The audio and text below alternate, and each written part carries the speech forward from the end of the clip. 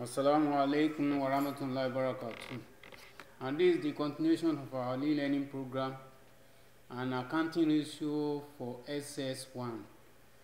And in the financial accounting, we have the different ratio. But the one that concern SS1 now is accounting ratio, the various ratios that are used in accounting. We have the markup, we have a margin, rate of turnover or stock turnover. We have a manager commission. And to start with the markup, we have the markup can be defined as the relationship between the profit and cost price of goods. The profit will be expressed as a percentage of a cost price. That is, when we are talking of the markup, we must always remember the cost price. And the formula of markup, we have a profit divided by cost price multiplied by 100. Again, the profit divided by cost price multiplied by 100. And to get the profit, remember we have the selling price minus cost price will give us a profit.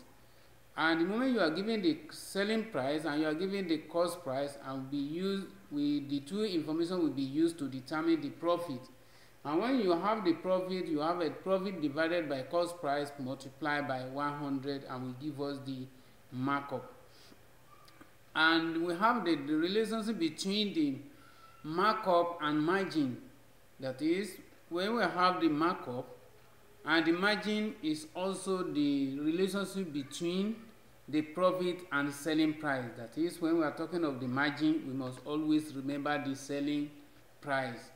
And if the selling price is not given and you are giving the cost price and profit, you can add the cost price and profit together to derive the value of the selling price.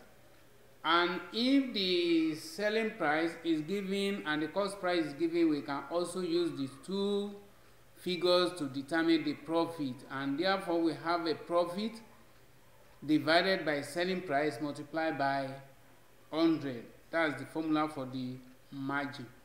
And remember the formula for markup, we have the profit divided by cost price multiplied by 100 and we give us the markup figure. And we have the relationship between the markup and margin. That is, if you are given the margin and you can use the figure or the value to derive or to determine the value of the markup. And let's consider if the margin is 1 divided by 4, that's a 1/4, and to use the formula to derive the markup, and remember we have a 1/4, and the 1/4, the one on top we refer to as a numerator, and the one below is a denominator. And the 1 is numerator and 4 is a denominator, and therefore to get the markup, you have the 1 divided by what you have as a numerator must be minus from the denominator the value. That is, you have a 1 divided by 4 minus 1. Remember, you are giving 1/4. And to use this 1/4 to derive the value of the markup, we have a 1 divided by 4 minus 1. And will give us a 1/3. And if the margin also, another value for margin, 1/6. To derive the value of the markup, we have the numerator is 1 and denominator is 6. And you have a 1 divided by 6 minus 1 will give us a 1/5. And if you have a 2/5 as a margin, that's another third example. You have the 2/5 to derive the value of the markup. You have, remember, 2 is numerator and the 5 is the denominator. And you need to take the value of the numerator minus the value of the denominator, and you have a 2 divided by 5 minus 2 will give us 2/3. When you have a 2/3, and that's the value of the markup. And to convert the markup to margin, again, you have the markup is 1/5. And remember, if you are using the margin to derive the value of the markup, you apply the minus. But if you are using the markup to derive the value of the margin, you apply the plus. that's a additional sign. You have a margin, you have the markup is a 1 over 5. That's a, remember you have a numerator and you have a denominator. To decide the value of the margin, you have a 1 divided by 5 plus 1 will give us a 1 over 6. Markup is 2 over 3, and to have the value of the margin, you have a 2 over 3 divided by 3 plus 2 will give us a 2 over 5. And the third one, you have a 4 divided by 7. To get the value of the margin, you have a 4 divided by 7 minus 4. And 4 divided by 7 plus 4, and will give us 4 divided by 11. Remember, you have a 4 over 7. And to get the margin, you have a 4 divided by 7 plus numerator value, which is 4. And will give us a 4 over 11.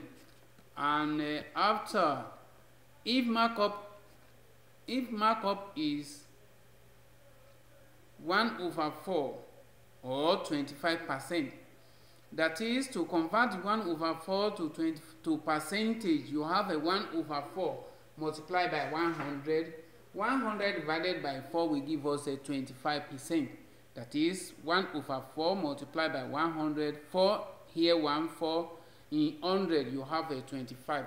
25 multiplied by 1 will give us a 25%. And to calculate the margin, the numerator must be added to the denominator. And that is, you have a 1 divided by 4 plus 1 will give us a 1 over 5. And to convert this a 1 over 5, that is the fraction to percentage, you have a 1 divided by 5 multiplied by 100 over 1. 5 in 5, you have a 1. 100 divided by 5 will give us a 20. 20 times 1 will give us a 20%. And the margin, you have a, this is the profit, and I already explained that one. And you have the, now, if you have a, that's the margin may be given as well as the cost price. When the margin is given as well as cost price, when this, the margin must be converted to markup. That is, you have the margin and you have a 1 over 4, which is 25%. To calculate the markup, you deduct the denominator. That is, you need to change your margin to markup.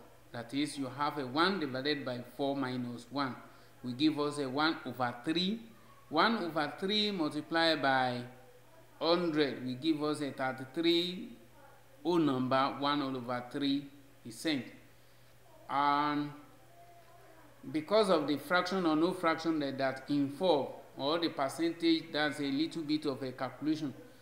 In order not to scare away some of you that does not have a deep interest in mathematics, we need to stop here, and the next class we continue from where we stop.